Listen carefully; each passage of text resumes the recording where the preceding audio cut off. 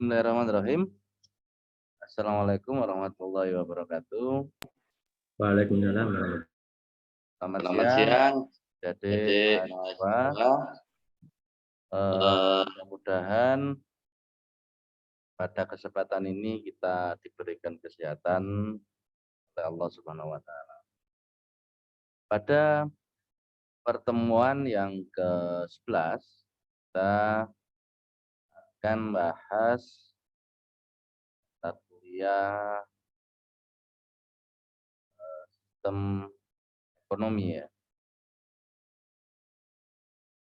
Bahwa untuk sistem ekonomi pada chapter 11 ini, prodi ilmu pemerintahan, Fakultas Ilmu Sosial dan Politik Universitas Islam Majapahit, Mojokerto. Pada pertemuan kali ini saya coba untuk review apa itu sistem ekonomi. Yang pertama, sistem ekonomi ini secara definitif adalah nilai-nilai yang dianut oleh suatu bangsa atau negara dalam memecahkan persoalan pokok ekonomi pada negara, di mana nilai-nilai tersebut dipengaruhi oleh situasi, kondisi, dan ideologi yang dianut oleh suatu negara. Yang kedua, secara definitif, sistem ekonomi adalah sistem yang digunakan oleh suatu negara untuk mengatur dan mengalokasikan sumber daya, jasa, dan barang yang dimilikinya, baik untuk individu atau untuk organisasi. Dalam hal ini organisasi ini adalah negara. Jadi sebelum kita masuk ke slide selanjutnya, pembahasan ideologi yang menjadi dasar yang dianut oleh negara dalam menentukan sistem perekonomian, terlebih dahulu adik-adik mahasiswa harus mengetahui apa itu sistem ekonomi. Pada slide ini, adik-adik bisa melihat bahwa ada dua pemikiran di sini antara ideologi kebebasan dengan ideologi sosialisme. Sehingga dua aliran ini selalu bertentangan. Yang satu menganut sistem ekonomi pasar, yang satu sistem ekonomi komando. Di mana sistem ekonomi pasar ini dia mengacu kepada ideologi kebebasan atau individual atau free fight liberalis. Kemudian sistem ekonomi komando ini menganut aliran ideologi sosialisme atau kolektivisme. Yang mana ideologi liberalis ini itu digagas oleh Adam Smith yang lahir 5 Juni 1723 dan meninggal 1790. Adam Smith adalah seorang filsuf berkebangsaan Skotlandia yang menjadi pelopor ilmu ekonomi modern. Nah, sehingga di era abad ke-18, ideologi liberalis atau sistem ekonomi pasar ini sudah digunakan. Dan negara yang menggunakan sistem ekonomi pasar ini diantaranya ada negara Inggris, Amerika, Prancis. Selanjutnya, untuk sistem ekonomi komando, ini mengacu kepada pemikirannya Karl Marx. Karl Marx ini di abad ke-19, yang lahir 5 Mei 1818, tanggal 14 Maret 1883. Karl Marx ini seorang filsuf ekonomi, yang mana dari pemikiran Karl Marx ini dianut oleh sistem ekonomi komando dengan ideologi sosialisme. Dan yang ketiga adalah ada ideologi liberalis dan ideologi sosialis. Ini gabungan. Sistem ekonomi campuran ini menganut ideologi dua-duanya. Jadi kelebihan dari sistem ekonomi pasar, jadi ideologi liberalis ini digunakan, dan kelebihan dari ideologi sosialis ini juga diadopsi. Di sini kita bisa melihat bahwa sistem ekonomi campuran ini ada negara Indonesia juga, ada India, ada Filipina, ada Malaysia. Tetapi nanti khusus untuk Indonesia kita bahas selanjutnya, lebih khusus. Oke. Untuk slide selanjutnya di sini, setelah kita memahami dari ketiga sistem, di sini bisa kita lihat macam-macam sistem ekonomi. Jadi ada 3 warna di sini ya. Kalau yang warna hijau ini macam-macam dari sistem, dan yang warna kuning ini adalah ideologi yang dijadikan dasar, dan warna merah ini adalah cara penyelesaiannya dari sebuah negara. Dalam sistem ekonomi tradisional ini dia menggunakan atau ideologinya ini adalah adat istiadat. Selanjutnya, cara penyelesaian dari sistem ekonomi tradisional ini adalah diselesaikan secara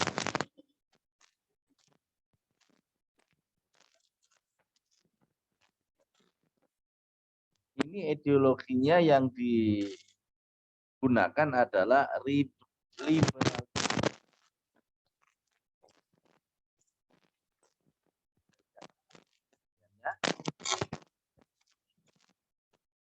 Kegiatan dilakukan oleh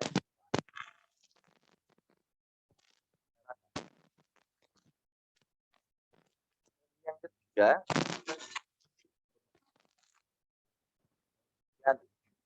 yang mana paham yang digunakan adalah paham kebersamaan. Artinya dari negara yang memakai sistem sosialis ini bertumpu untuk penyelesaiannya adalah semua kegiatan perekonomian ini dilakukan oleh pemerintah, sehingga ini sentral. Seluruh kebijakan yang dianut adalah pemerintah. Oke. Selanjutnya, untuk sistem ekonomi campuran ini mengadopsi dari sistem liberalis dan sistem sosialis. Kegiatan perekonomian dalam cara penyelesaiannya ini dilakukan oleh kedua pihak antara swasta dengan pemerintah. Sebelum kita nanti memperjelas apa itu sistem ekonomi secara definitif, sistem tradisional atau sistem liberal, sosialis, campuran, memang adik-adik mahasiswa harus terlebih dahulu memahami secara prinsip, jadi ideologi-ideologi yang digunakan ini seperti apa. Selanjutnya, pada slide berikutnya adalah penjelasan tentang sistem ekonomi tradisional. Bahwa di sini dijelaskan sistem ekonomi tradisional merupakan sistem ekonomi yang berdasarkan pada kebiasaan, sejarah, dan kepercayaan masyarakat yang ada di daerah tersebut.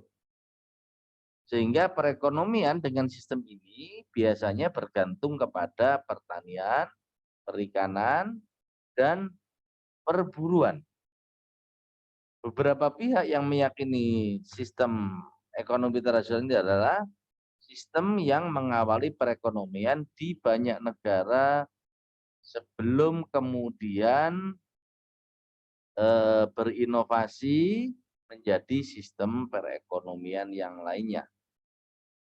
Adapun contoh masyarakat yang menganut sistem ekonomi tradisional ini adalah masyarakat Amerika Serikat sebelum kedatangan imigran dari Eropa atau sekitar abad ke-16. Selain mereka, sistem ini juga masih diterapkan pada masyarakat-masyarakat yang hidup di pedalaman. Jadi contohnya selain Amerika, Indonesia juga tempo dulu ini pernah menggunakan sistem ekonomi tradisional. Selain Indonesia, ada juga Afrika Tengah, ada juga Ethiopia. Sehingga dari negara-negara yang sudah menggunakan sistem ekonomi tradisional ini, diantaranya ada Indonesia ini sudah berinovasi dengan sistem yang lainnya, ataupun Amerika Serikat sudah berinovasi berubah, sistem yang digunakan adalah sistem liberalis. Setelah kita mengetahui dari sistem ekonomi ini, kita akan membahas apa ciri-ciri dari sistem ekonomi tradisionalis. Di sini saya mereview ada beberapa ciri dari sistem tradisionalis. Yang pertama, sistem ini berpusat kepada keluarga atau suku tertentu yang menganutnya.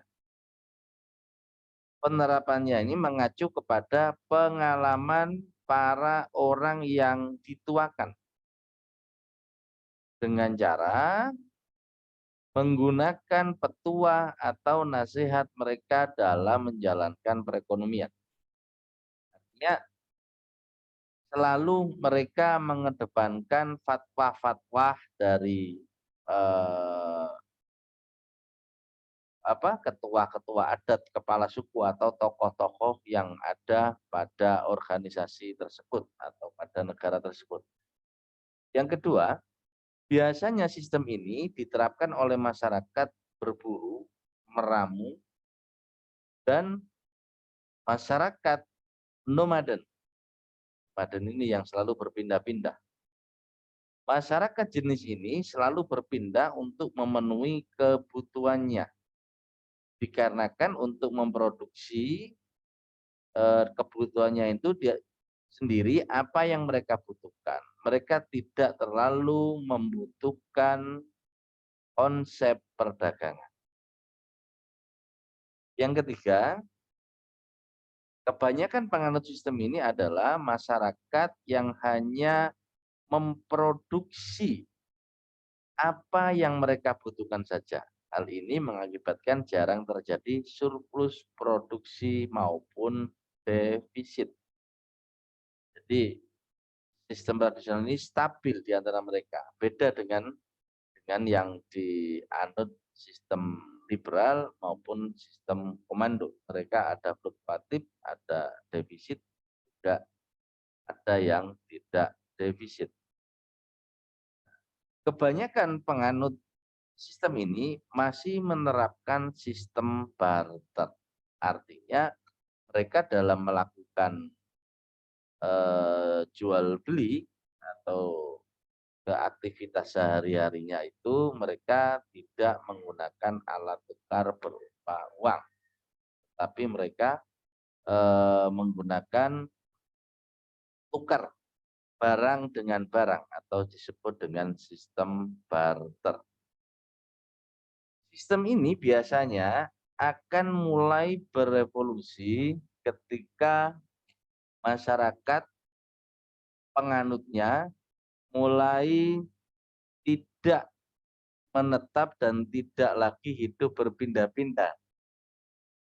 Sehingga penerapan dari sistem tradisional ini kebanyakan mereka selalu berpindah-pindah, tapi kalau sudah menetap akan berubah dan berinovasi menggunakan sistem yang lainnya. Setelah ciri-ciri sistem tradisional sudah kita pahami, maka sistem tradisional ini ada kelebihannya juga ada kekurangannya. Kita lihat bersama-sama kelebihan dan kekurangan dari sistem tradisional. Yang pertama, sebagaimana sistem perekonomian pada umumnya, sistem ekonomi tradisional ini juga mempunyai keunggulan sendiri. Yang pertama, sistem ekonomi ini cenderung jarang menimbulkan perselisihan. Hal ini bisa terjadi karena masyarakat dalam sistem ini menggunakan adat istiadatnya untuk mengatur produksi, distribusi, hingga konsumsi. Karena mereka memahami adat tersebut, mereka cenderung mentaati supaya terhindar dari pelanggaran adat.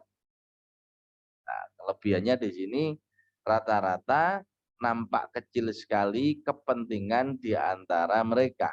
Ketika kepentingan itu muncul, maka akan menimbulkan friksi di antara yang lainnya. Tetapi sistem tradisional ini tidak.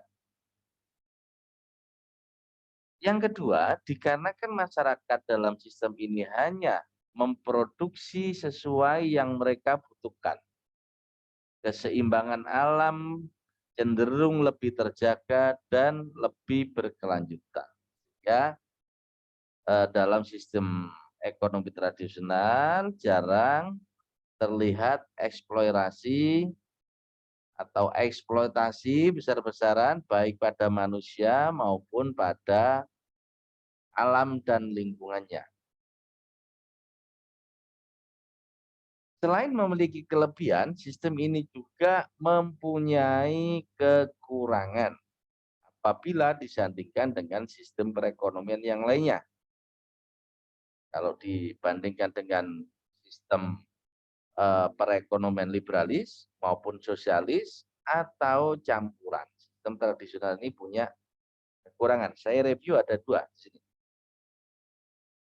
Pertama, masyarakat dalam sistem ini menggantungkan dirinya kepada kondisi alam. Hal ini menjadi hal yang merugikan ketika keadaan alam tidak menguntungkan mereka. Misalkan saat hasil panen buruk, cuaca tidak menentu, dan keadaan lain. Akibatnya adalah pertumbuhan menjadi terhambat. Sehingga alam ini mendominasi. Kalau mau tanam pertanian ada banjir, ada gempa, atau ada erupsi. Seperti yang baru kita lihat hari ini terjadi di Mahameru ya, Semeru di Lumajang. Mudah-mudahan masyarakat sana semuanya diberikan keselamatan. Yang kedua, masyarakat yang menganut sistem ini cenderung tidak bisa bersaing dengan masyarakat yang memiliki sistem perekonomian yang lebih bagus. Ini dua kekurangan dari sistem ekonomi tradisional. Slide berikutnya, kita bahas sistem ekonomi sosialis. Secara definitif, sistem ekonomi sosialis adalah sistem yang masyarakatnya memiliki kesetaraan dalam kepemilikan atas faktor-faktor produksi. Meski dimiliki oleh setiap anggota masyarakat, pengelolaannya sendiri diatur oleh negara secara penuh. Pemerintah berperan penuh dalam mengatur distribusi dari hasil produksi. Faktor produksi dalam sistem sosialis adalah pekerja, pengusaha, modal, dan sumber daya alam. Semua faktor ini dimiliki oleh masyarakat dan diatur sepenuhnya oleh negara. Pada kenyataannya, sulit untuk menentukan bahwa suatu negara menerapkan ekonomi sosialis secara penuh. seringkali sistem ini digabungkan dengan sistem yang lainnya seperti liberalis dan komunis. Seperti Norwegia, Demokrat, dan Swedia. Jadi contoh negara yang menerapkan sebagian dari sistem ekonomi sosialis. Di negara-negara tersebut menyediakan layanan bagi masyarakatnya mulai dari kesehatan, pendidikan, dan jaminan pensiun. Adapun yang disampaikan di awal tadi ada sistem sosialis, di contoh negara-negaranya ada kayak Korut, ada China tadi, itu mereka juga sama menggunakan sistem campuran, tetapi yang mendominasi persentase tinggi mereka menggunakan sistem ekonomi sosialis. Pada slide kali ini, selanjutnya ada Tiongkok, ada Korea Utara sebagai negara yang menyatukan ekonomi sosialis dengan sistem komunis. Tapi yang mendominasi di sini ada sistem sosialis. Mengenai sistem ekonomi sosialis, kita coba melihat ciri-cirinya atau di sini ada kelebihan dan kekurangan dari sistem sosialis. Kita bisa lihat kelebihan dari sistem perekonomian sosialis ini adalah yang pertama, di bawah sistem ini para pekerja tidak mengalami eksploitasi. Hal ini dapat terjadi karena mereka akan mendapatkan hasil sesuai dengan apa yang mereka upayakan. Yang kedua, sistem ini bisa menghilangkan penderitaan rakyat karena seluruh akses terhadap pendidikan, kesehatan, dan kebutuhan dasar lainnya telah diatur dan disediakan oleh negara. Ketersediaan tersebut memungkinkan masyarakat tidak perlu pusing lagi dan bisa fokus dengan apa yang mereka raih. Yang kedua, kelebihannya adalah dikarenakan kontrol negara yang kuat, pengelolaan sumber daya alam bisa dilakukan dengan bijak. Selanjutnya, adapun untuk kekurangan yang dimiliki oleh sistem ekonomi sosialis ini adalah pertama, sistem ekonomi sosialis mempercayai bahwa pada dasarnya manusia memiliki kecenderungan untuk bekerja sama. Kepercayaan ini menihilkan fakta bahwa terdapat persaingan yang timbul antar manusia. Keadaan yang seperti inilah yang mengakibatkan sistem ekonomi sosialis menjadi sulit untuk diterapkan secara penuh.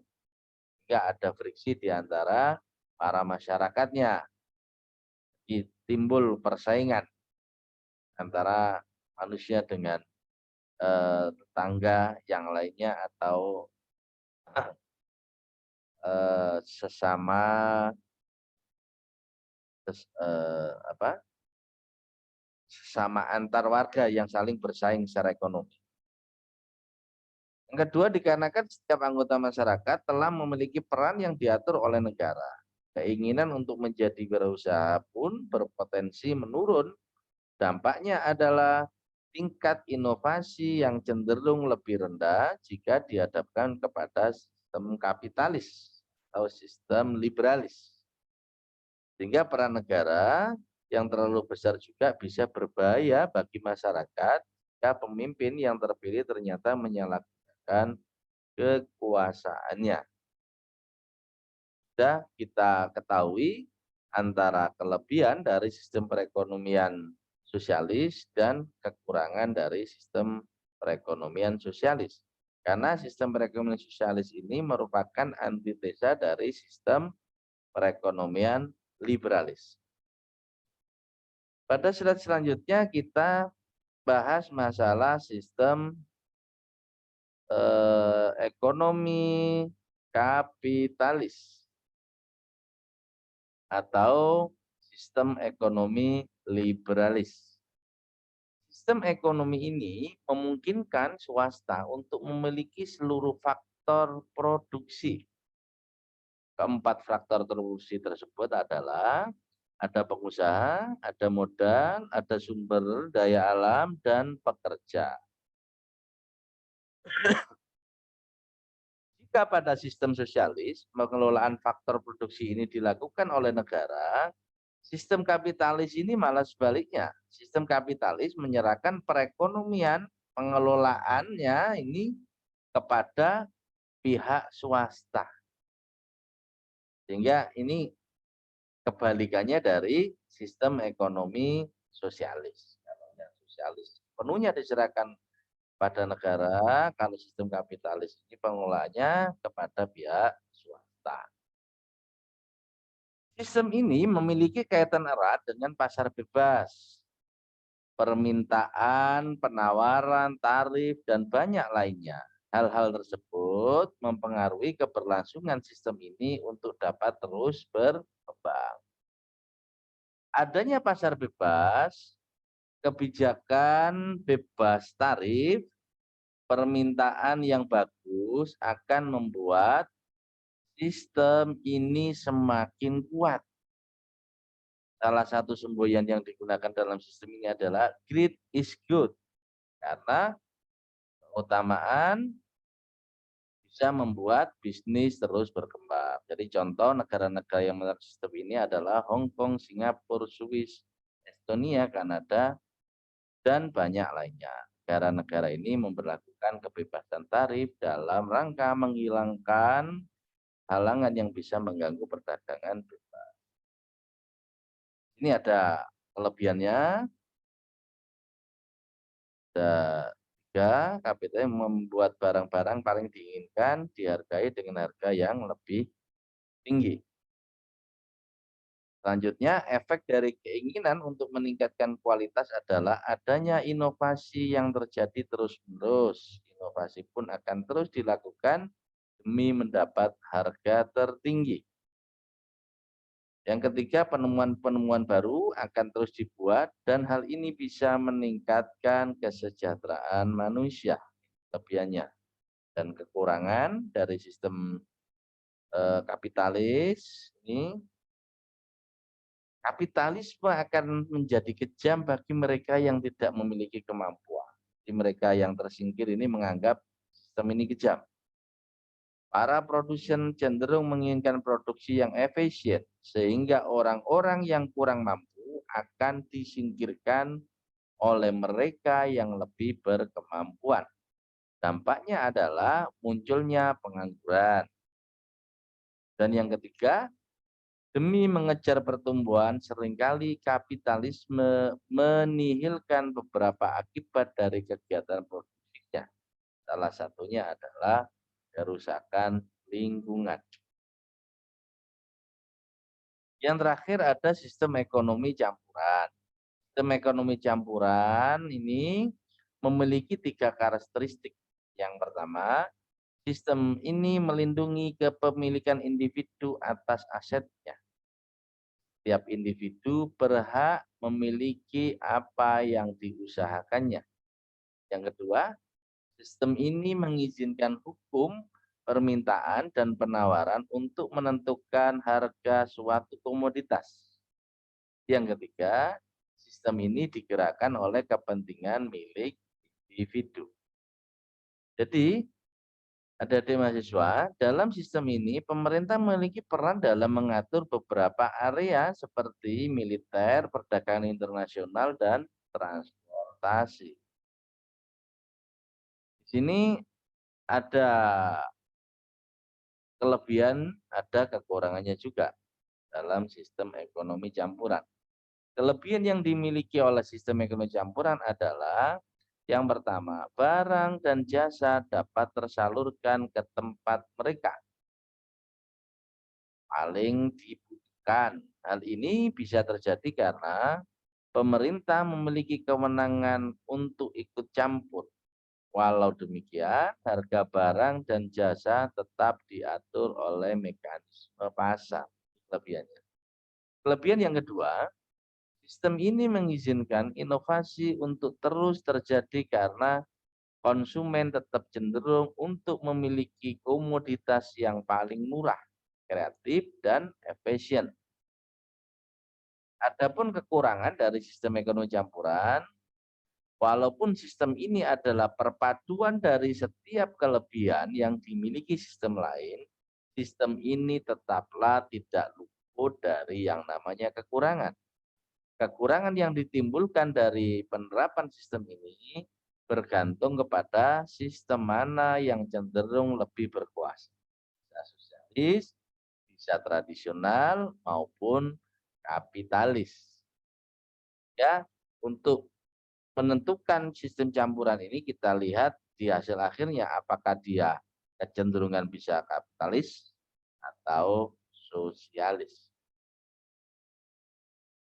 Nah, selanjutnya dalam membahas sistem ekonomi di Indonesia, yang tadi sudah dijelaskan bahwa Indonesia itu menganut ke sistem ekonomi campuran. Tetapi yang terjadi di Indonesia, terlepas dari sejarah yang menceritakan keadaan yang sesungguhnya pernah terjadi di Indonesia, maka menurut Undang-Undang Dasar 1945, sistem yang diterapkan di Indonesia adalah sistem ekonomi Pancasila, yang di dalamnya terkandung demokrasi ekonomi.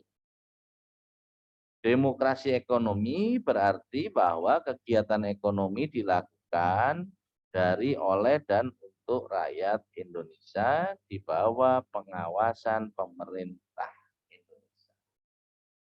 Di sistem perekonomian Pancasila ini yang digunakan di Indonesia tercermin pada pasal 23, 27, 33, dan 34. Coba kita ulas untuk UUD 45 pasal 33 yang digunakan dalam sistem ekonomi Pancasila. Yang pertama, perekonomian disusun sebagai usaha bersama berdasar atas asas kekeluargaan. Yang kedua, cabang-cabang produksi yang penting bagi negara dan yang menguasai hajat hidup orang banyak dikuasai oleh negara. Yang ketiga, bumi dan air dan kekayaan alam yang terkandung di dalamnya dikuasai oleh negara dan dipergunakan untuk sebesar-besarnya untuk kemakmuran rakyat Indonesia. Yang keempat, perekonomian nasional diselenggarakan dengan menggunakan sumber daya minimal mungkin untuk mencapai kemakmuran sebesar-besarnya yang dapat dinikmati secara merata oleh seluruh rakyat Indonesia. Jadi adik-adik mahasiswa, dalam pertemuan ini kiranya bisa memahami bahwa sistem ekonomi yang ada di dunia ini ada yang menganut sistem campuran, tadi yang terakhir ada kapitalis, ada sosialis, ada tradisional.